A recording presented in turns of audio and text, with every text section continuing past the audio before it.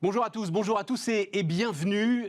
Nous allons vous faire participer d'une certaine manière, en tout cas vous faire assister à une opération de grande envergure, très ambitieuse, peut-être même sans précédent, j'en sais rien, on n'a pas encore regardé ce qui s'était fait ici ou là, mais en tout cas vraiment une opération ambitieuse autour de l'innovation en santé. De quoi est-ce qu'on va parler ensemble? Alors là, pendant une heure, mais nous avons, et je vous le repréciserai, 4 grandes thématiques qui sont en fait 4 émissions de télévision qu'on vous propose de regarder quand évidemment vous en avez le loisir, autour des grands sujets qui portent l'innovation en santé, parce qu'on a une conviction. D'abord, cette innovation en santé, elle est évidemment indispensable pour l'ensemble de la planète, pour l'ensemble de l'humanité, mais particulièrement en France. On se dit, et on en parle, et on va en parler là, on se dit que la France a quand même de sacrés atouts pour profiter de ce qui est en ce moment une vague d'innovation, une vague d'enthousiasme, une vague de création, peut-être sans précédent, mais Nicolas Bouzou qui nous accompagne durant cette session, Nicolas Bouzou nous en dira plus dans un instant, dans le domaine de la santé. Alors quand je vous dis opération originale, avec beaucoup d'envergure, beaucoup d'ambition, c'est un think tank éphémère, c'est-à-dire qu'on a réuni toutes les parties prenantes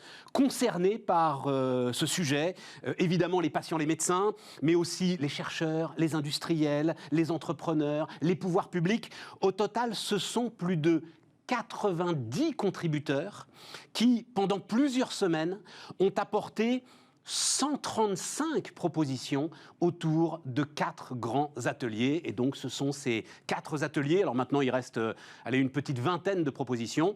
Et ce sont ces 4 ateliers que nous vous proposons aujourd'hui de décliner en autant d'émissions de télévision et en autant de débats.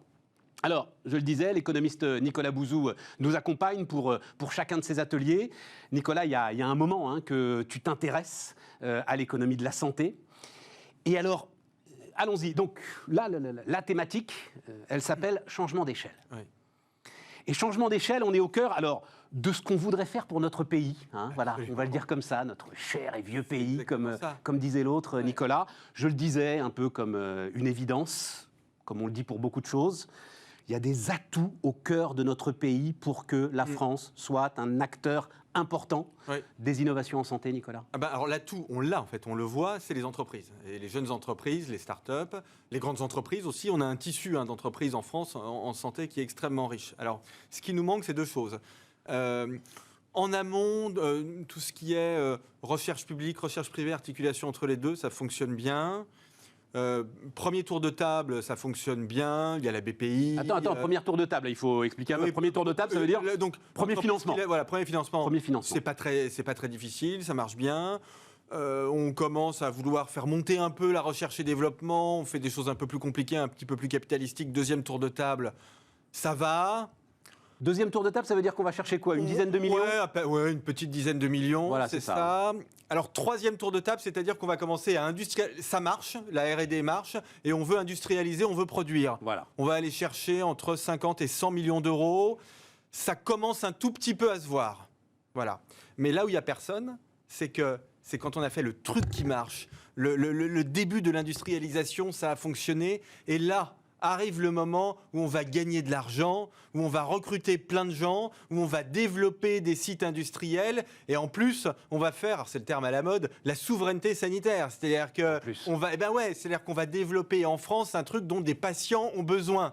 Et là, on a besoin de beaucoup d'argent. On a besoin de plusieurs centaines de millions d'euros, on a besoin de 500 millions d'euros, et là, on n'a pas. Là, on n'a pas parce que, en fait, on a une économie. Alors, j'en profite, je suis sur Bismart et pas sur France Inter. On a une économie de la santé qui n'est pas capitaliste. Et il faut la rendre capitaliste. C'est-à-dire qu'on a besoin d'un gros méchant marché financier comme le Nasdaq pour pouvoir vraiment apporter énormément d'argent. Sinon, ça fait Stéphane Bancel. C'est-à-dire que la personne, avec son bon succès, part ailleurs. Alors, et ça, c'est pas possible. À Boston, faire Moderna, hein, voilà. Il peut partir en Chine, cela dit, ou même en Corée maintenant. Enfin, il n'y a pas que les États-Unis. Donc, on a cette question de l'amont. Mais on a progressé, je veux dire, on a vraiment avancé. Mais maintenant, il faut vraiment que les entreprises elles puissent lever beaucoup d'argent. Et juste, je me permets un chiffre, vous l'aurez d'ailleurs dans une autre table ronde, où France Biotech nous accompagne. Il y a à peu près identifié 1900 startups dans le domaine de la santé, à peu près 800-900 sur la thérapeutique et à peu près 800-900 sur ce qu'on appelle la medtech, c'est-à-dire les dispositifs de santé. Il y a énormément de choses, des nanocaméras, des trucs de... Et il y en a à peu près 80%, c'est peut-être beaucoup d'ailleurs, qui sont issus de la recherche universitaire. Ouais. Donc c'est ce que tu disais, c'est-à-dire là ça fonctionne, voilà, là ça fonctionne. Sort des labos effectivement des petites boîtes. Voilà. Le problème c'est et ensuite c'est la montée à l'échelle. Voilà. Donc ça c'est l'amont. En aval, on a un sujet d'accès au marché. Aujourd'hui, on va être très concret, une boîte une entreprise qui fait un truc innovant dans le domaine cardiaque. Bon. L'hôpital il y a des médecins, l'hôpital, des cardiologues qui ont identifié que le truc était super, c'est validé par les études scientifiques, mais le truc n'est pas encore coté dans ce qu'on appelle la T2A, qui est le gosse-plan officiel de l'assurance maladie. Non mais vraiment, c'est même pas péjoratif quand je le dis, c'est la grille des prix qui est établie par les pouvoirs publics. Mais celui qui l'utilise ne peut pas le rentrer dans le système qui fera que... Il n'est pas dans le système, il n'est pas coté, il n'a pas de prix. Et donc en fait, il faut passer par un dispositif dérogatoire, sauf qu'en France, ce dispositif dérogatoire, il est petit, c'est-à-dire qu'en fait, les hôpitaux n'ont pas beaucoup d'argent pour faire appel à ce dispositif innovant qui n'est pas encore dans la T2A, et en plus, c'est très compliqué et c'est très long, si bien que ça prend plusieurs années et que parfois, c'est presque plus rapide que ce soit coté dans la T2A. Donc, je veux dire, voilà. Donc, c'est pas possible de rendre l'accès au marché aussi difficile. C'est pas très compliqué à faire d'ailleurs du point de vue réglementaire. Il faut juste qu'on ait un très gros dispositif dérogatoire, très simple, où à partir du moment où la littérature scientifique nous dit c'est bon, vous pouvez l'utiliser, on considère que pendant 3 ans, on casse un peu la tirelire et les hôpitaux peuvent acheter ça en attendant que ce soit coté dans la T2A. C'est une question d'argent, c'est une question d'argent et de remboursement ou c'est une question de sécurité, c'est-à-dire c'est une question de rien, c'est vraiment Non, mais c'est formidable ta réponse. Tu intellectualises. Voilà, mais c'est pas ça. C'est le système. Non, c'est que c'est des silos, c'est compliqué, c'est complexe, machin, et qu'il faut juste qu'il y ait quelqu'un. Alors si, j'ai quand même une vraie réponse, c'est que le truc super politiquement incorrect dans le domaine de la santé, ça va pas sembler comme... Mais en fait, c'est que les trucs sont souvent gérés par le ministère de la Santé. Et il faudrait que des problèmes de santé soient parfois gérés par le ministère de l'Économie. Parce que le ministère de la Santé, et je comprends très bien ça, mais est sur des préoccupations qui sont des préoccupations de santé, sécuritaire, d'organisation. La santé, c'est un métier de process. Et il y a un moment où il faudrait qu'on ait des gens qui arrivent à concilier les process avec l'innovation et donc à casser un tout petit peu les silos, les systèmes qui existent. Je ne sais pas si je suis clair. Mais super clair. Et c'est, alors pour le coup, Nicolas, c'est une discussion qu'on a aussi dans une autre table ronde et qui est sans doute un des sujets de fond autour duquel on tourne dans cette session et dans ce think tank qu'on propose, c'est est-ce que la santé, c'est de l'économie ? En fait, voilà, oui, mais c'est vraiment les deux, parce qu'en France, on a une chance extraordinaire. En fait, c'est ce qu'on dit aujourd'hui, c'est qu'il y a plein de startups, il y a plein d'innovations, et donc si on ne les considère pas aussi comme une chance, comme une opportunité du point de vue économique, on se prive de super opportunités pour les entreprises, pour les emplois, pour les... Un point, tu as parlé du Nasdaq, c'était, je me souviens, alors c'est peut-être pas une idée à elle, mais la première dont j'ai entendu, qui en a parlé, c'était Fleur Pellerin, qui parlait d'un Nasdaq européen. C'est une question que je pose dans chacune des tables rondes. Comment faire en sorte que l'Europe soit autre chose qu'une incantation sur ce sujet et sur ce dossier? Il y a deux choses. Alors justement, moi j'ai 2 propositions extrêmement précises.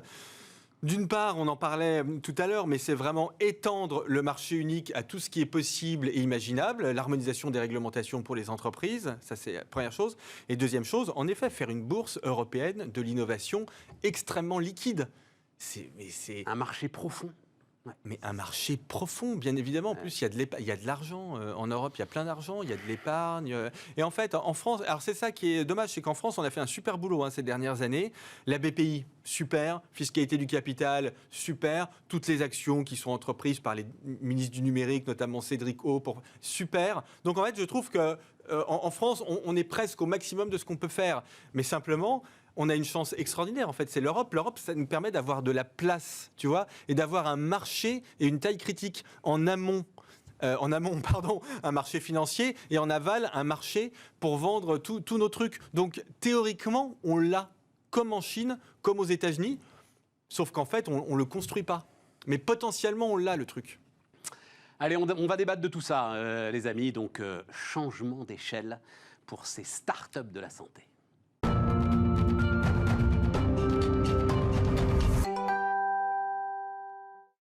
Et donc on repart avec le débat.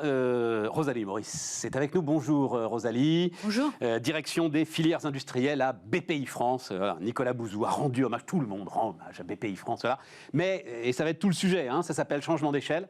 Le sujet, c'est une fois que BPI France a enlevé les petits trous, voilà, comment est-ce que les entreprises arrivent à faire du vélo tout seul et à grandir et à devenir ce Mittelstand dans le domaine de la santé que l'on cherche tous. Mittelstand, c'est le terme allemand, cette on ne va pas dire galaxie, archipel d'entreprises de taille intermédiaire qui sont capables, ensemble d'ailleurs, parce qu'elles travaillent beaucoup en escadre, elles travaillent beaucoup ensemble, d'aller porter les sujets dans le monde entier et d'avoir une puissance d'investissement que beaucoup de nos entreprises n'ont pas.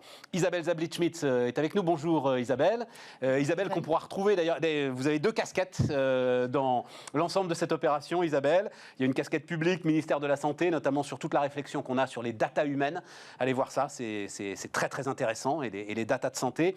Là, c'est presque votre vie d'avant, puisque vous avez été entrepreneuse, vous avez dirigé une entreprise dans le secteur du numérique et vous avez été administratrice du Syntec numérique. Tout à fait. Sur les questions de santé, c'est-à-dire la start-up que vous aviez créée, les entreprises que vous avez dirigées, c'était sur les questions de santé sur les questions de santé et sur les questions d'innovation, donc, puisque je présidais le programme des start-up du numérique qui s'appelle 5000 start-up. Voilà. Bon, et donc on va débattre avec vous et avec Christian Anastasi qui est à distance. Bonjour Christian. Président de Persan Conseil, cabinet de conseil stratégique dans le secteur de la santé. Mais vous aussi, Christian, vous avez une vie d'avant, c'est-à-dire vous avez une vie d'administratif au cœur du secteur de la santé, c'est ça ? Oui, une vie de chef d'entreprise aussi. J'ai créé des groupes de cliniques et j'ai dirigé une agence nationale qui était l'Agence nationale d'appui à la performance des établissements de santé avant d'être intégré à l'IGAS. Inspection générale des affaires sociales. C'est vous, Christian, je vais rester avec vous parce que c'est vous qui avez été donc alors, super ou supra-éclaireur d'ailleurs, enfin bref, la tête de pont de l'ensemble du groupe de réflexion. Modeste éclaireur. Modeste éclaireur. Donc de ce groupe de réflexion. Et ce qui est pas mal, c'est qu'à l'arrivée, Christian, vous nous proposez une sorte de cheminement à travers les propositions qui sont retenues. Et donc, si ça vous va, on va suivre ce cheminement. Donc, on est bien sur changement d'échelle. La première question que je vais vous poser, Christian, puis que je vais poser à nos 2 participantes, est-ce qu'on peut dire que tout part de l'adéquation d'une innovation à un besoin spécifique et donc à ce qu'on met en place pour s'assurer qu'il y aura bien adéquation entre l'innovation et le besoin spécifique ? C'est essentiel. Merci de poser cette question parce que c'est essentiel. Enfin, toute innovation dépend d'un triptyque gagnant qui est lié au patient, à la personne pour laquelle on fait quelque chose de positif, au professionnel qui va mettre en œuvre cette action positive, et puis également au financeur qui va accepter ou non de payer. C'est-à-dire si c'est trop cher, il ne paiera pas. Si c'est pas, voilà. Donc il faut qu'il y ait, pour que les innovations se transforment en succès gagnant à grande échelle, il faut que ce triptyque soit impliqué et qu'il y ait une adéquation entre les besoins du patient, les besoins du professionnel et les besoins et les capacités de financement du système. Si l'un des 3 acteurs est en situation difficile de choix, eh bien l'innovation se déplace et se développe moins vite. Donc, or, c'est pas toujours évident d'avoir les 3 en tête. On voit souvent que les innovateurs s'intéressent aux patients parce que c'est quand même la base. Mais souvent, ce sont des pionniers isolés dans leur coin qui font au mieux, mais qui ne s'intéressent pas au passage à l'échelle. On voit souvent que le professionnel qui, lui, est susceptible de faire passer les innovations à l'échelle. Il n'a pas été impliqué dès le départ dans l'innovation du pionnier, et donc il voit ça avec un peu de réticence. Et enfin, on voit que le financeur, très souvent, il est un peu dubitatif parce qu'il considère que souvent ça coûte très cher de subventionner ou de supporter des innovations. Et donc il faut faire en sorte, pour que l'innovation passe à l'échelle, que les trois acteurs soient alignés et que chacun y trouve un avantage. Il faut que l'avantage pour le patient soit identifié, il faut que l'avantage pour le professionnel soit identifié, il faut que l'avantage pour le financeur soit identifié. Je vous prends juste un exemple. Quand l'anesthésie s'est développée en moins d'une dizaine d'années, en quelques 7 ans dans le monde, tout le monde y a trouvé un avantage. Le patient parce qu'il ne souffrait plus, le professionnel parce qu'il évitait de payer les aides opératoires pour maintenir les patients alors qu'il les opérait jusqu'alors à vif, et le financeur parce que comme ça coûtait moins cher, il finançait moins cher. Donc on voit bien qu'il y avait un alignement des acteurs pour générer, encourager le passage à l'échelle des innovations. Et du fait, l'innovation de l'anesthésie s'est développée très très rapidement dans le monde. Alors c'est un exemple un peu caricatural et ancien historiquement, mais néanmoins, il doit maintenir notre attention rivée sur ce fait que le triptyque gagnant pour le passage à l'échelle, c'est le patient, le professionnel et le financeur. Mais Christian, quand on discutait ensemble et racontait cette histoire d'anesthésie, vous mettiez en face ce qui s'est passé avec Pasteur. Oui, parce que, alors, quand j'insiste beaucoup sur les professionnels, parce que tout le monde voit bien l'intérêt du patient. Tous les médecins voient bien l'intérêt du patient. Pasteur, c'est massivement rejeté au départ. Voilà. C'est ça l'idée, tout le monde voit bien l'intérêt du patient, tout le monde voit bien l'intérêt. Le financeur voit à peu près l'intérêt, parce que généralement les financeurs, ils sont bonnes pommes, ils ont bien envie de financer des innovations, ça leur fait plaisir, ils sont plutôt bons. Mais après, il faut tenir compte du point de vue du professionnel. Quand je vous ai parlé de Pasteur, en fond, Pasteur, d'abord, il n'était pas médecin, donc déjà, c'était un handicap. Il a été condamné pour exercice illégal de la médecine. Ensuite, il suggérait à chaque médecin de se laver les mains. Et à l'époque, les produits nettoyants, c'était pas aussi souple qu'aujourd'hui, c'était pas aussi facile. Et du coup, ça irritait la peau des médecins. Et les médecins étaient complètement hostiles. On voit bien que certains médecins de la Pitié-Salpêtrière du temps de Pasteur passaient les compresses dans les lames du parquet pour les rejeter dans la plaie et montrer que les travaux de Pasteur étaient inutiles. Donc, on voit bien qu'un siècle et demi après Pasteur, et alors même qu'il y a 4000 victimes chaque année d'infections qu'on appelle nosocomiales, on voit bien que c'est pas du tout évident de faire passer ce type d'idée. Donc là, qui a bloqué? Les professionnels. Et donc, si on n'a pas une idée d'embarquer, comme on dit, les professionnels, de les attirer vers l'innovation et de rendre l'innovation facile pour eux, il faut leur expliquer, il faut que ça soit acceptable pour eux. Moi, j'ai travaillé pour une autre entreprise qui s'occupe des applications en santé, des objets connectés. Mais quand on dit à un médecin que c'est super génial de faire une connexion entre tous différents objets pour surveiller les piluliers électroniques, pour surveiller les balances connectées, etc., mais qu'au final, ça lui prend un quart d'heure de plus par patient, il ne fait pas. Il ne fait pas parce qu'il n'a pas le temps, parce qu'il n'a pas envie. Et donc, si on n'embarque pas le professionnel dès le départ dans l'innovation, si on lui facilite pas la vie, si on le convainc pas qu'il va y gagner à la fois pour son patient mais en même temps pour lui, eh bien on n'arrive pas à faire avancer les innovations. Donc c'est important. Tout le monde pense au financement, tout le monde pense à ce que ça coûte. C'est une chose, oui, c'est important, mais c'est pas l'essentiel. Tout le monde pense aux patients parce que quand même c'est là que de tout part, mais personne ne pense forcément ou pas suffisamment aux professionnels. Moi, je crois qu'il faut vraiment concevoir une innovation avec cette vision tridimensionnelle que l'innovation, elle doit profiter aux patients. Évidemment, elle doit profiter. Elle doit être supportable financièrement, c'est ce que nous recommande d'ailleurs l'OMS, qui nous dit la performance en santé, c'est avant tout ce qui apporte une amélioration pour les patients, ce qui rend le système plus réactif, mais surtout ce qui reste supportable économiquement, parce que faire des innovations qui coûtent une fortune et que personne ne peut payer, ça n'a pas de sens. Et donc il faut ménager les trois aspects. Christian, on va oui, non mais on est au cœur. Non, je vais aller très très vite, mais je pensais. Sans doute, alors l'une des innovations qui a changé d'échelle avec le plus de succès ces dernières années, c'est Doctolib. Et alors j'ai eu la chance de suivre Doctolib de la naissance jusqu'à ce que c'est aujourd'hui. Et Stanislas Nieux-Château, dès le début en fait de Doctolib, il embauche massivement des commerciaux. Il dit, mais pourquoi? Mais qu'est-ce que tu fais? Il faut aller l'installer chez les médecins. Il faut absolument que ce soit sans couture, comme ils disent dans les technologies pour eux. Il faut absolument que ça ne leur fasse pas perdre une seule seconde. C'est la seule condition du succès. Et on voit où il en est aujourd'hui.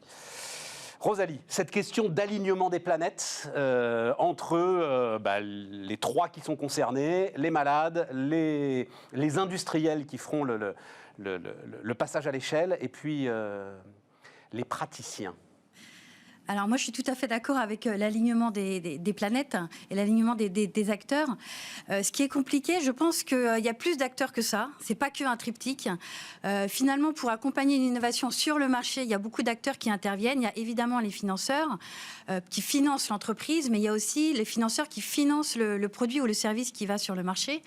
Et comment, c'est-à-dire l'organisme payeur, en fait. L'organisme payeur. La sécurité sociale chez nous, par exemple. La NSM, la HAS, les ARS. Il y a un parcours qui est compliqué avec différents interlocuteurs. Pour des entrepreneurs, et même pour des industriels, c'est très compliqué. Il y a un parcours qui est compliqué et en plus, chaque institution a son objectif, a son intérêt et a besoin d'être là parce qu'il y a des réglementations qui sont évidemment nécessaires dans le secteur de la santé, mais qui manquent parfois de cohérence entre elles, entre l'enregistrement, le prix, le financement, l'autorisation des essais cliniques et d'aligner tous ces acteurs est aussi important finalement que d'aligner le besoin du professionnel et le besoin du patient. Et il y a aussi finalement aligner ces acteurs mais savoir où on va, c'est-à-dire respecter les délais. Il y a des délais aujourd'hui qui sont longs, qui sont trop longs pour le temps de développement d'un entrepreneur. Par exemple, pour l'autorisation des essais cliniques ou pour des remboursements. Je pense qu'il faut aussi améliorer ce temps-là. On va y aller, Rosalie, dans les délais, mais il ne faut pas tirer toute la flotte. On a largement... Et on va y aller effectivement dans les délais. Mais d'abord, ce que vous nous décrivez, en fait, c'est un parcours du combattant, quoi, finalement. L'entrepreneur, il se retrouve face à un parcours du combattant administratif. Exactement. C'est très compliqué et pour les jeunes boîtes, c'est du temps. Du temps, c'est de l'argent. Donc, effectivement, on revient souvent à l'argent. Ouais. C'est de l'énergie et finalement, c'est une perte de compétitivité parce que dans d'autres pays, parfois, finalement, ils vont plus vite. Donc, c'est une perte de compétitivité pour nos entreprises françaises. Isabelle, ce parcours du combattant et cet alignement des planètes? Je le connais bien. Et en fait, on en est très conscient au ministère de la Santé, si vous me permettez de prendre cette casquette-là quand même quelques minutes. Et donc, nous avons lancé avec Cédrico au mois d'octobre, Genius, qui est en fait justement un portail qui est destiné aux innovateurs en santé. Et l'idée, en fait, c'est de leur simplifier en fait, un certain nombre de choses en répondant déjà à des questions et en leur donnant les bons points de contact. Parce que ça fait gagner un temps mais monstrueux. Et on est plusieurs dans l'équipe à avoir été des start-upers, donc on sait très très bien à quel point c'est précieux. Et donc ce Genius a été lancé au mois d'octobre avec succès et on espère vraiment en voir des belles leçons dans les prochains mois. Voilà. Je vais me retourner vers Christian. Christian, j'ai une question idiote. Alors, les patients, ils seront avec nous. Hein. Alors, soit ils participent directement à ces tables rondes, soit ils viendront à la fin de nos débats pendant une petite dizaine de minutes pour donner leur point de vue. Mais par définition, une innovation, moi, patient par exemple, ou même d'ailleurs professionnel de santé, par définition, l'innovation, je ne sais pas vraiment à quoi elle peut servir. C'est-à-dire aligner les planètes sur quelque chose qui n'existe pas et qui est même parfois en fait l'intuition géniale d'un entrepreneur, enfin c'est parfois quasi impossible. Oui, enfin, en même temps, il faut être simple. Hein. Vous savez, moi j'ai fait un audit sur l'hôpital de Stanford. L'hôpital de Stanford, les places de parking les plus proches de services d'admission sont réservées aux malades les plus lourds. Alors, il y a un système de filtre à l'entrée des voitures qui fait que les patients qui sont les plus handicapés, ils ont accès directement au service. Eh bien, et inversement, les médecins qui sont en bonne santé, ils sont garés à l'autre bout du parking et ils reviennent, ils arrivent à leur service grâce à une navette par bus.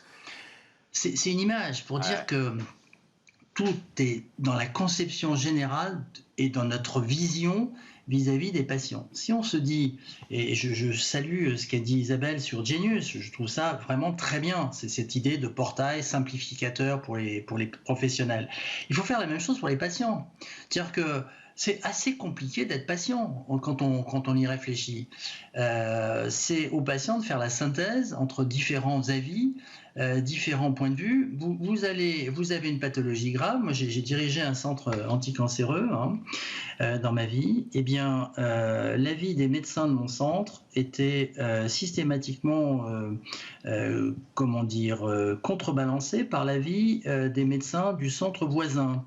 Parce que quand on annonçait à quelqu'un qu'il avait un cancer, il disait « ouais, c'est bien ». J'habitais Saint-Étienne à l'époque, je travaillais à Saint-Étienne. Et il disait, c'était l'Institut de cancérologie de la Loire, il disait « bon, on va aller quand même à Centre-Léon-Bérard pour vérifier si ce que dit Christian, je vais vous ramener sur notre sujet quand même. Notre sujet, c'est changement d'échelle. Je vais vous ramener sur notre sujet. Avenir du soin, c'est une autre table ronde qui va être passionnante aussi, qui l'est. Mais là, on est sur changement d'échelle. Vous avez raison de me... Mais déjà, la façon dont on conçoit la réponse pour les patients est déjà un signe. Alors après, pourquoi je dis ça? Parce qu'il y a un problème d'équité derrière tout ça. La notion d'échelle, ça renvoie à une notion d'équité. C'est très bien d'avoir des innovations dans un coin pour 3 ou 4 ou 25 ou 25 000 personnes. C'est mieux quand c'est à l'échelle d'un pays ou à l'échelle de l'Europe. Je prends un exemple simple. Il y a 7000 maladies rares en Europe aujourd'hui. Il y a à peu près 3 millions de personnes concernées en France. Travailler sur ces 7000 pathologies rares, maladies rares, à l'échelle de notre pays, c'est un peu difficile si on est dans l'idée que dans un souci d'équité, le passage à l'échelle n'a pas de sens si on n'a pas derrière, s'il n'est pas sous-tendu par cette notion d'équité. Or, on se dit tous, autour de la table, j'imagine, que ça serait mieux que les 30 millions de personnes atteintes de pathologies rares en Europe bénéficient des meilleurs traitements et qu'il n'y ait pas des traitements erratiques d'un pays à l'autre. Et c'est ça le passage à l'échelle. C'est sous-tendu, d'une part par une vision qu'on a de l'accès des patients ou des malades à un système de soins, d'une part, et d'autre part, c'est sous-tendu par l'idée, la notion d'équité. Comment faire bénéficier le plus grand nombre des innovations les plus pertinentes en matière de santé. Alors, Rosalie, je vais aller vers vous et on va aller vers un autre aspect du sujet. Alors, au cœur, j'imagine, des réflexions de BPI France, c'est la détection. Et notamment la détection au niveau local de l'ensemble de ceux qui, potentiellement, pourraient justement changer d'échelle. Est-ce que c'est quelque chose Alors effectivement, on travaille beaucoup dessus avec notamment les structures de valorisation, les SAT. Pour pouvoir... C'est quoi les SAT? Alors, on a encore un acronyme. Les structures d'accélération du transfert de technologie. J'adore. Toutes les structures qui finalement accompagnent les innovations, les brevets qui sortent des laboratoires académiques pour en faire des innovations et accéder au marché. Donc on travaille étroitement avec eux et on amplifie ce travail avec notamment notre plan Deep Tech pour pouvoir accompagner très tôt les entreprises qui ont un fort potentiel de technique et de marché, puisqu'on ne peut pas avoir l'un sans l'autre, et aussi une équipe pour arriver à développer et à changer d'échelle, j'allais dire, le côté déjà très amont. De l'idée à une entreprise se structurer, etc. Et le premier changement d'échelle nécessaire. Alors, le représentant de France Biotech, qui est dans une autre de nos tables rondes, nous disait, celui qui... D'ailleurs, un sujet un peu parallèle, faire de la France une terre de champions pour l'innovation en santé, nous disait qu'à peu près, donc, en gros, le chiffre, c'est... 1500, entre 1500 et 2000 startups dans le domaine de la santé, moitié-moitié sur le thérapeutique et sur ce qu'on appelle MedTech, c'est-à-dire les dispositifs de santé.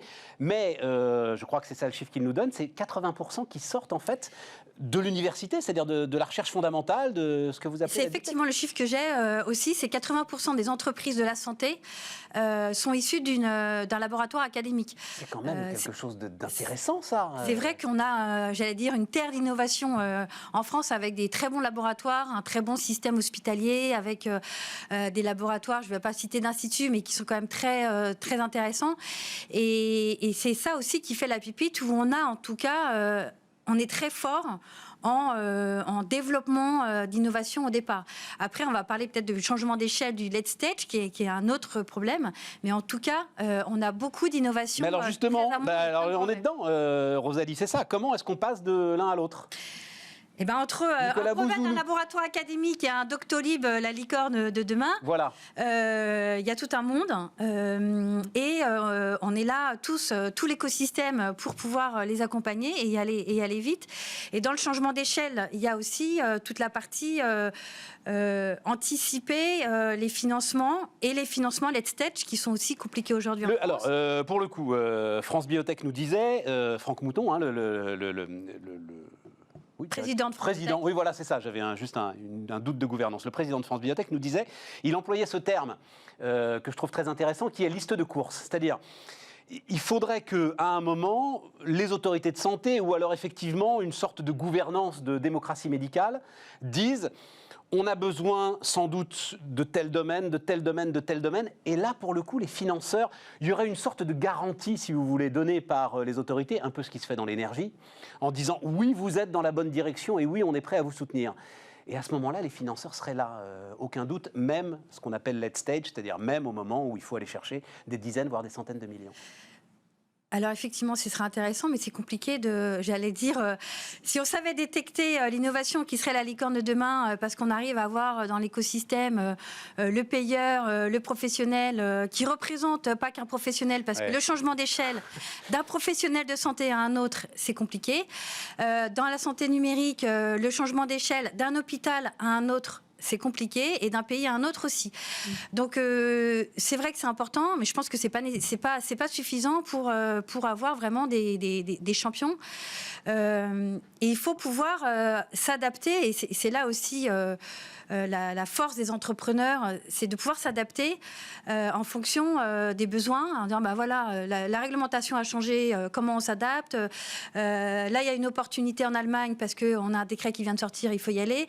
Et ça, on a beau travailler en amont, on a beau développer des incubateurs, des accélérateurs, tout pour accompagner les entrepreneurs, il faut quand même que l'entrepreneur puisse saisir l'opportunité pour se développer. Ouais. Mais c'est vrai qu'il y a quand même, je dirais, le minimum que France Biotech essaye de faire, que nous, avec les accélérateurs qu'on a aussi à BPI France, on essaye de faire, que les incubateurs essayent de faire, pour pouvoir accompagner au maximum et que les entrepreneurs ne perdent pas de temps avec la liste de courses minimum, je dirais. Non, et puis vous avez parfaitement raison.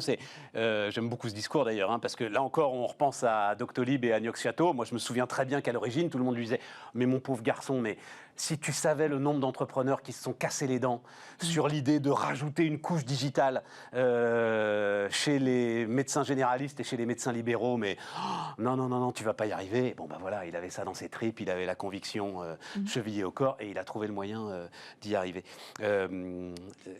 Isabelle, juste, alors, question détection régionale et effectivement essayer d'aligner au maximum les planètes pour continuer à pousser ces innovateurs. Oui, et puis un grand paradoxe, c'est qu'en même temps, il faut les détecter, on voit bien le mal la difficulté au niveau régional, et en même temps il faut tout de suite, j'allais dire, leur donner en fait des ailes pour déjà réfléchir à l'échelon international, parce qu'une des problématiques, ça va être aussi de ne pas se limiter justement au territoire français. La santé, on l'a dit, c'est un système complexe et il est encore différent de celui des autres pays. Néanmoins, si on veut justement aller vers des licornes, aller vers des entreprises championnes, je dirais en France, et leur permettre ce changement d'échelle, il va falloir à un moment donné, quasiment systématiquement, passer par l'échelon international. Donc ça, c'est véritablement un enjeu. Alors vous m'aviez demandé de regarder un petit coup dans le rétroviseur. C'est la raison notamment pour laquelle, au niveau de Syntec Numérique, on a souhaité développer un programme international, alors qui ne concerne pas que les startups, parce que les PME, les ETI ont parfois besoin également d'avoir leur chemin éclairé. Et l'idée, c'est de leur dire, eh bien, vous voulez aller en Allemagne, voilà les clés pour y aller, et de monter en fait avec eux tout le chemin qu'ils vont devoir faire, mais déjà en leur ouvrant les portes. Alors, je vais vous lire un certain nombre des éléments qui ont été mis en avant par par ceux qui ont réfléchi autour de Christian à ces questions, sur justement maintenant l'enjeu d'industrialisation, la question des ressources financières, on en a dit un mot, la question des ressources humaines. Et ça, on sait que pour les startups, c'est quand même quelque chose aussi d'important. Alors, j'y vais comme ça. Professionnalisation des équipes pour une meilleure qualité d'exécution, base de données de partenaires potentiels, accélération des procédures de sortie, on en a dit un mot, diversification des sources de financement. Qu'est-ce que vous retenez là-dessus, Isabelle? Vous allez dire tout? Alors, je pense qu'il faut fonctionner en bonne intelligence, en fait. Souvent, c'est le pragmatisme qui l'emporte quand même. Je crois qu'il faut garder, si je reviens même au début de notre débat, l'idée de quel est le cas d'usage et quelle est la complexité qui va faire que ce cas d'usage, j'y crois, je veux y apporter une solution et je vais pouvoir la monter à l'échelle. Ouais. Et donc, en fonction de ça, on va avoir des clés de lecture qui vont être différentes en fait d'un projet à l'autre, et il va falloir avoir la souplesse et l'intelligence de s'adresser donc aux bons accélérateurs dans le sens catalyseur en fait de la croissance. Et là, on a besoin en fait d'avoir des petits éclaireurs qui peuvent s'appeler un accélérateur, qui peuvent s'appeler BPI, mais qui peuvent aussi, et pourquoi pas, être un organisme régulateur. On a évoqué la HAS, etc. On a des évolutions réglementaires qui sont parfois qui donc, comme le disait très bien Rosalie, qui donnent en fait, qui ouvrent le champ à des nouvelles innovations. Et donc là, il faut pouvoir s'y engouffrer. C'est pour ça qu'en fait, je pense que les généralisations, elles sont assez compliquées. Je crois qu'il faut vraiment mettre de l'intelligence dans le procédé et ne pas perdre de vue un point qui me semble assez fondamental, c'est qu'en termes d'innovation, il faut conserver le droit à l'échec. Parce qu'on sait très bien, et je pense que si Stanislas Neufchâteau était là, s'il refait le parcours de Doctolib, il y a eu quelques écueils au début, et il a su passer outre. Et donc, il faut accepter l'échec. Et ça, je crois que c'est extrêmement important, et ne pas condamner un projet, notamment en termes de financement, parce qu'il a eu un premier échec, mais peut-être qu'il n'a pas trouvé les bonnes clés, les bons catalyseurs au début. On dirait même le contraire, entrepreneur, la fameuse phrase de Michael Dell, voilà. Si vous n'avez pas échoué, c'est que vous n'avez pas assez essayé. C'est exactement ça. Exactement ça. Même chose, Rosalie, professionnalisation des équipes. Base de données de partenaires potentiels, ça je trouve ça très intéressant. Donc on l'a vu, accélération des procédures de sortie, diversification des sources de financement. 4 points qui sont retenus, et puis évidemment, après j'irai me tourner vers Christian, 4 points qui sont retenus par... Il y avait aussi le point d'industrialisation qui est un point important, surtout... En fait, c'est pour permettre, ces 4 points, c'est pour permettre l'industrialisation. C'est un peu ça le sujet, voilà.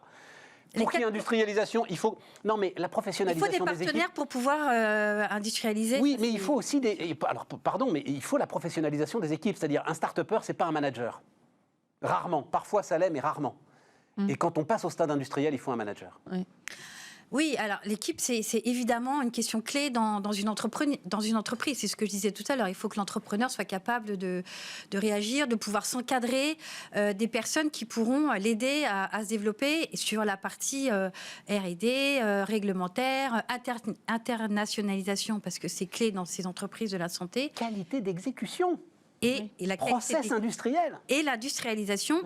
Je pense qu'aujourd'hui, suite à la crise et dans le cadre qu'on a aujourd'hui, clairement, il faut anticiper les problématiques d'industrialisation, parce qu'un produit innovant, il n'y a pas toujours l'industrialisation qui est possible aujourd'hui, donc anticiper au maximum l'industrialisation en interne ou en externe avec des partenaires. Et c'est là où on a des partenaires qui sont clés pour pouvoir arriver à un produit sur le marché. Parce que si on n'a pas anticipé les problématiques d'industrialisation, de scale-up, ça peut être aussi une source de retard, comme les différents partenaires, des partenaires commerciaux, des partenaires européens. Il faut une entreprise, une start-up aujourd'hui française ne peut pas arriver toute seule, avec 3, 4, 10 personnes, toute seule, arriver sur le marché. Ils sont obligés de travailler en partenariat avec différentes structures ou une entreprise. Nous, on a aussi des projets collaboratifs où il y a 2 entreprises, parce que l'entreprise a un core business d'une technologie, ils ont besoin d'une autre techno, ils ne peuvent pas le faire, il faut qu'ils soient en partenaire pour pouvoir arriver sur le marché. Christian, je vais me tourner vers Christian. Je reprends ces 4 thématiques qui sortent des débats que vous avez animés, Christian. Professionnalisation des équipes, qualité d'exécution, base de données de partenaires potentiels, accélération des procédures de sortie, diversification des sources de financement.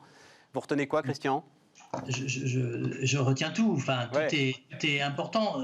je voudrais juste insister sur un autre point qui a été évoqué, je crois, par Rosalie et Isabelle, qui est qu'au départ de tout, si on a cette vision qu'il faut que l'innovation soit utile pour le patient, il faut que l'innovation soit à un moment cryptée ou décryptée ou captée ou analysée comme apportant de la valeur au système.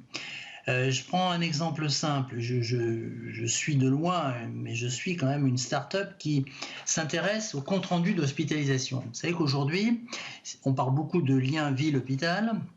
Or, 50% des établissements de santé ne transmettent pas les comptes rendus d'hospitalisation aux médecins de ville. Comment faire de la bonne médecine s'il n'y a pas ça? Donc là, on voit bien qu'il y a un vrai besoin identifié depuis longtemps. Et il se trouve qu'il y a des start-upers qui décident de travailler sur le sujet. Et bien évidemment, ils se développent. Et évidemment, ils gagnent. Pourquoi? Parce qu'ils sont face à un besoin qui a été identifié comme prégnant, à la fois du point de vue du patient, du point de vue du professionnel et du point de vue du financeur. Et à partir de là, je crois que je reviens à mon point de départ, on peut inventer toutes les méthodes qu'on veut. Si Doctolib s'est développé, c'est parce qu'il correspondait à un besoin conséquent et qui était utile à la fois pour les patients et pour les professionnels. Regardez ce qu'apporte Doctolib aujourd'hui, ça apporte un service aux patients, ça apporte un service aux professionnels, ça apporte un service au système. Dès lors que ces besoins sont identifiés, l'une de vous l'a dit, je crois que c'est Isabelle, à partir du moment où il y a un besoin et qu'il y a une vision face à ce besoin, les conditions de succès sont remplies. Dès lors qu'on part dans l'innovation microscopique sur différents sujets sans avoir mis en perspective les besoins des 3 acteurs essentiels, à ce moment-là, on a des problèmes. Donc, tous les problèmes de méthode sont importants. Je voudrais juste conclure sur un point à ce sujet de la méthode, c'est que généralement, Doctolib, vous l'avez dit Stéphane, il a recruté 1000 commerciaux au point de départ de tout. Il avait quoi comme vision en faisant ça? Il s'était dit, il faut aligner le maximum d'acteurs sur la même méthode. Et ça, c'est une leçon qu'on doit retenir. Si on veut qu'une innovation utile pour les patients, pour les professionnels se diffuse largement, il faut que les pionniers soient regroupés. Il faut qu'ils travaillent ensemble. Et il faut qu'ils mettent ensemble les mêmes méthodes avec des échecs, des capitalisations sur les échecs et la conclusion tirée de ces échecs ou de ces succès pour avancer. Il faut donc qu'on aligne un grand nombre de pionniers sur des sujets communs. Et à partir de là, on gagne. Doctolib, c'est ça. C'est l'alignement de milliers de professionnels d'un seul coup sur un sujet. Eh bien, si on traitait quelques sujets comme ça, moi je pense à des sujets simples. Mais par exemple, on a parlé tout à l'heure, il y a 4000 malades chaque année qui meurent d'infections nosocomiales. C'est un sujet, il y a des startups qui travaillent sur le sujet. Eh bien là, on a une vision, il y a des besoins, il y a probablement des professionnels qui travaillent sur le sujet. Faisons en sorte, grâce à l'accompagnement que les pouvoirs publics font, et je trouve que, encore une fois, Genius, c'est très très brillant comme idée, eh bien, il faut faciliter la mise en perspective de ces innovations par rapport à des besoins en appuyant avec des méthodes, les acteurs, des méthodes qui sont des méthodes de consolidation, des méthodes de capitalisation, des méthodes de retour d'expérience, pour qu'ils travaillent ensemble et qu'ils soient plus forts pour innover. Le problème, c'est que quand on a des pionniers isolés, eh ben, ils n'arrivent pas à faire passer à l'échelle parce qu'ils sont trop isolés. Christian, alors on va se tourner vers, en l'occurrence, un autre acteur tout de suite, et c'est Vincent Litsky qui va venir nous rejoindre, inspecteur général des finances. Vous avez piloté le Conseil stratégique des industries de santé. Bonjour Vincent Litsky. Bonjour monsieur. Bonjour donc, on est sur ce débat là, autour du changement d'échelle. En quelques minutes, justement, au cœur de ce conseil stratégique autour du secteur de la santé, qu'est-ce que vous avez identifié comme point clé, mais vraiment comme point clé, pour permettre à l'ensemble de ces innovateurs en santé qui sont aujourd'hui en France de grossir, de changer d'échelle et de créer un terreau d'entreprises de taille intermédiaire? Où sont pour vous les points clés, Vincent ? Alors, peut-être d'abord, je dirais que le CSIS a déjà été un progrès, me semble-t-il, tout à fait important en matière de reconnaissance et d'accélération de l'innovation. C'était en 2018, et donc c'est en train d'être, les mesures sont en train d'être concrétisées. Mais j'ai l'impression que depuis et avec cette malheureuse pandémie, la santé et l'innovation en général se voient encore mieux reconnues. Donc j'aurais tendance à être optimiste sur le fait qu'après l'étape du CSIS, le contexte est vraiment favorable à une accélération de l'innovation en santé, à une ouverture des pouvoirs publics et donc au changement d'échelle qui est le sujet de cette table ronde. Moi, je pense qu'on est en train de franchir des étapes et que c'est totalement en cohérence avec la volonté qu'avait affichée l'État au moment du CSIS de mieux reconnaître l'innovation et de l'accélérer. CSIS, donc un conseil stratégique des industries de santé, encore un acronyme dans ce secteur qui en attend. Ce qui a été identifié par l'ensemble de ceux qui ont débattu pendant des semaines, c'est, alors commençons avec ça Vincent, un parcours du combattant quand même, réglementaire, qu'il faudrait peut-être alléger. Est-ce qu'on peut commencer avec ça ? Oui. Alors, je crois que personne ne le conteste et c'est valable partout, mais sans doute encore plus en France parce qu'on applique le principe de précaution, parce qu'on a des administrations qui sont nombreuses et qui font leur travail, qui essaient de faire leur travail. Et donc au total, effectivement, vu de l'innovateur, c'est un parcours du combattant. On a aussi un système de collectivité publique avec plusieurs échelons. Enfin, tout ça est très, très riche, mais du coup très, très complexe. Et je pense que, effectivement, si je devais donner la priorité à un sujet, ça me semble être celui de l'accélération des délais et de la simplification du parcours, parce que du temps perdu, c'est de la perte de chance pour les patients et c'est de la perte de chance vis-à-vis des concurrents.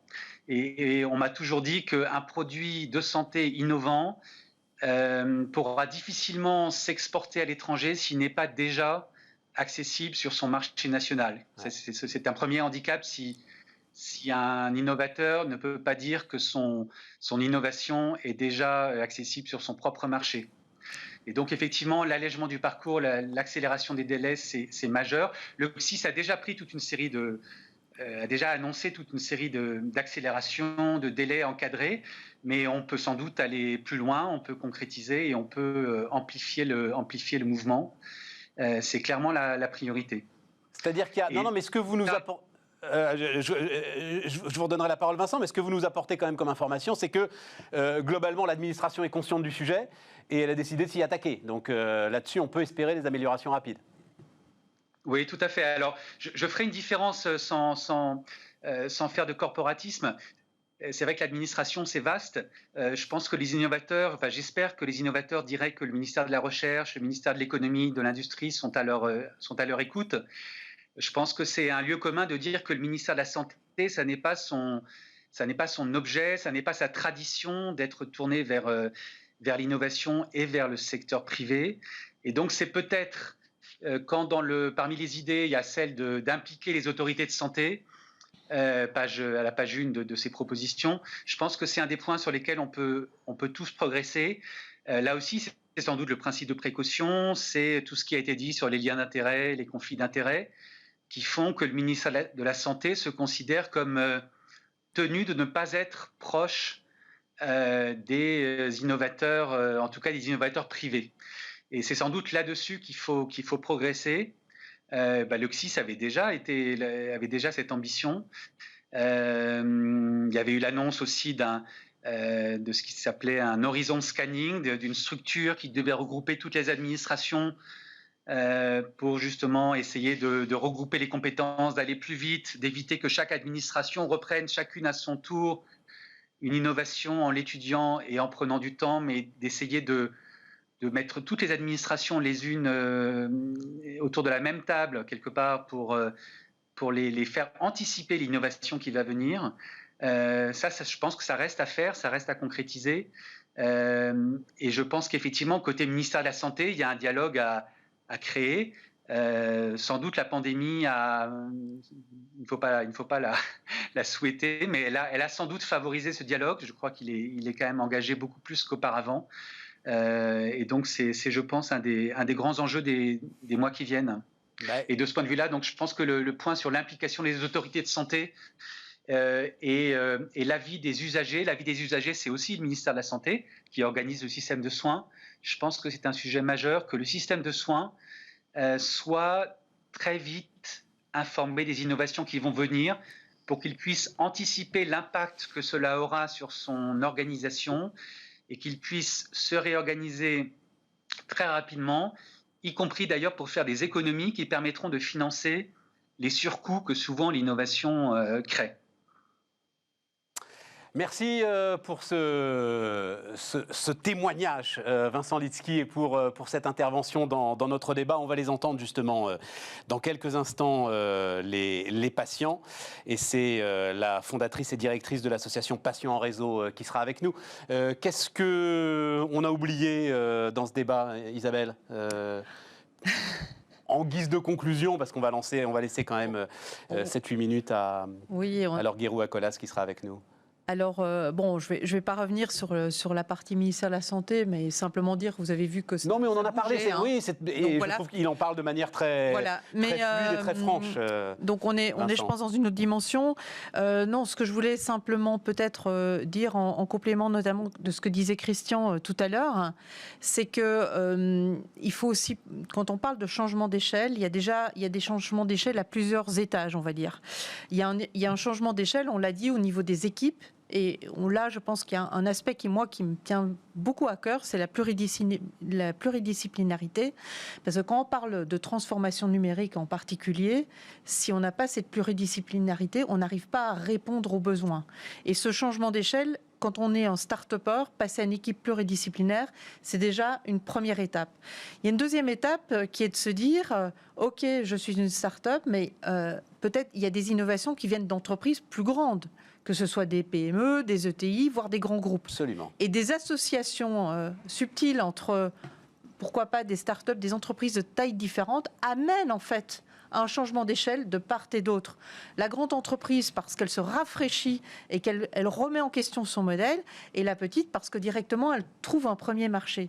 Et puis, il y a la troisième chose sur laquelle... Rapide, Isabelle, oui, la troisième chose. La troisième chose, qui est le changement d'échelle, c'est mettre l'ambition assez haute, c'est-à-dire directement voir la marche internationale. Et ça, je crois que c'est fondamental dans le concept. Rosalie, un mot de conclusion ? Non, je suis d'accord. Sur nous, de toute façon, BPI, on accompagne les entreprises pour changer justement à toutes ces échelles. Et il y a une philosophie aussi de l'entrepreneur. On pousse les entrepreneurs à être ambitieux. Soyez ambitieux, BPI est là pour vous suivre.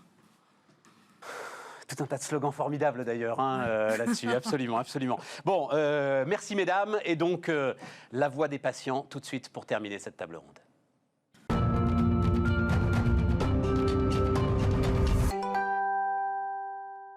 Et c'est donc Laure Guérou-Acolas qui va nous accompagner. 5 minutes, allez, 5-6 minutes pour la voix des patients et pour terminer cette table ronde, fondatrice et directrice de l'association Patients en Réseau. Laure, vous avez regardé le débat. Bonjour. Qu'est-ce que vous... La place et la voix des patients dans ce débat du passage à l'échelle. Alors j'ai écouté le débat que j'ai trouvé très intéressant et c'est pas très simple de porter la voix des patients sur cette table ronde. Néanmoins, il y a quelques messages qui m'ont marqué en fait. Le tout premier, c'est tout simplement de se dire l'innovation, elle doit être effectivement au bénéfice des patients qui doivent être au cœur de la préoccupation de l'innovation et finalement, idéalement, le plus souvent dans la co-construction ou en tout cas que les patients soient appelés à donner leur point de vue dans les étapes aussi de la création de l'innovation. Le deuxième point, c'est que cette innovation, elle doit aussi correspondre à des besoins et répondre à des priorités des soignants pour qu'eux-mêmes y voient un bénéfice. Ouais. Et puis, ça a été rappelé, il faut que aussi cette innovation, elle apporte finalement un bénéfice au système. Et c'est les trois ensemble, c'est quand il y aura des bénéfices pour les uns et les autres que ça va marcher. Mais quand est-ce qu'il y a des instances où ils se parlent les trois ensemble, justement, aujourd'hui là ? Alors justement, moi je trouve que c'est un levier que j'avais envie de proposer. C'est qu'on a beaucoup parlé de l'innovation au départ, donc par exemple avec une start-up.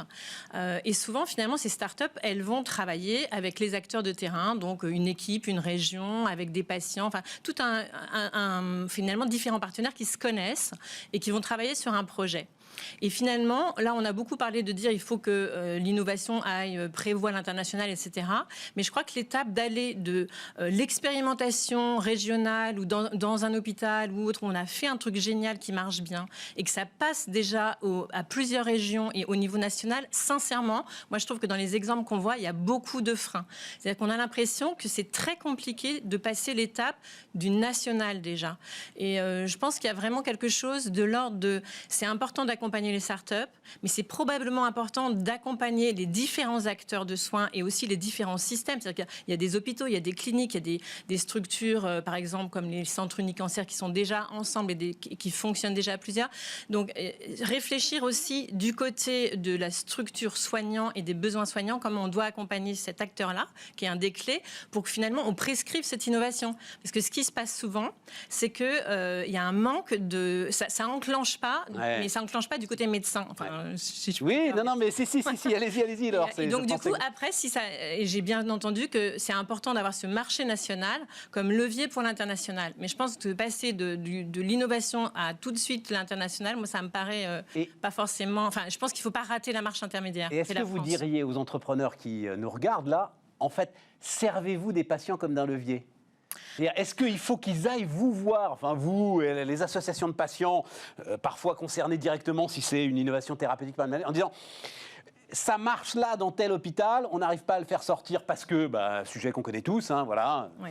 Mandarinat, question de pouvoir, question d'ego, etc. et tout. Et à ce moment-là, est-ce que vous pouvez servir de levier ? Disons qu'en tout cas, en tant que patient, on voit qu'il y a des inégalités dans les innovations. En fait, il y a des inégalités d'accès à l'innovation thérapeutique, par exemple. Donc ça, on va pouvoir... Il y a des démarches qui peuvent être entreprises par les associations. Mais sur les innovations plus technologiques, on sent qu'effectivement, c'est quand même pas, c'est pas bien harmonisé. Donc pourquoi pas s'appuyer sur les patients ? La seule chose que je voudrais dire, c'est que les associations de patients, elles ne sont pas accompagnées par les startups pour pouvoir travailler avec tout ce monde-là. Donc il va falloir aussi nous donner les moyens, qu'on puisse se structurer, parce que c'est compliqué d'être un patient, c'est pas un métier en tant que tel. Donc il faut réfléchir aussi, c'est super de mettre les patients partout, mais si vous voulez que les patients s'impliquent dans la co-construction de ces projets, ça veut dire qu'il faudra qu'il y ait par exemple des patients qui ont envie de s'investir, qui deviennent patients professionnels, conseils, experts, patients voilà, experts, mais qui puissent, j'allais dire à ce moment-là, être entendus dans leur professionnalisation pour pouvoir vivre de ces missions. Parce que ça, c'est un vrai sujet qui n'est pas celui d'aujourd'hui, mais qui est quand même important. Tout à fait. Non, mais vous avez parfaitement raison. Mais sujet d'ailleurs dont vous m'en donnez l'idée, on parlera dans une table ronde qui réunit beaucoup de ces questions et qui est l'avenir du soin finalement. Hein, et l'avenir, on va dire, parce qu'on a parlé de beaucoup d'innovation et tout, là on va être sur la médecine de ville, sur une médecine plus classique, traditionnelle. Mais c'est là peut-être qu'on pourra poser la question effectivement d'une forme de professionnalisation, on va le dire comme ça, du patient. Vous m'avez dit, juste très vite, Laure, analyse des besoins dans le temps. Qu'est-ce que ça veut dire, analyse des besoins dans le temps ? Alors, en fait, par rapport à cette notion de temps, c'est un petit peu aussi l'évaluation de ces projets. Et par exemple, une innovation, le temps qu'elle fasse la preuve de son bénéfice, si elle fait toutes les marges pour, par exemple, au niveau du ministère de la Santé, de la HS, etc., elle puisse dire, voilà, j'ai tout marqué, tout ce qu'il faut, j'ai fait toutes mes études. Le truc, c'est que pendant ce temps-là, elle est peut-être un peu obsolète dans son ergonomie ou dans sa proposition. Et donc là, il y a quelque chose aussi à inventer. C'est-à-dire que c'est pas comme un médicament qui va rester peut-être stable et qu'on va pouvoir suivre avec ses données tout au long de la vie du médicament. Là, en fait, dans l'innovation, il y a perpétuellement du mouvement. Donc, en fait, il faudrait peut-être des critères spécifiques pour évaluer les bénéfices, parce que c'est très important, en fait, aussi de ne pas oublier d'évaluer ces innovations. Est-ce que ça sert à quelque chose en vrai ? Mais du coup, de pouvoir aussi permettre une certaine flexibilité pour être toujours dans la marche rapide de cette innovation. Et ça, c'est un point important aussi, c'est les différences de temps.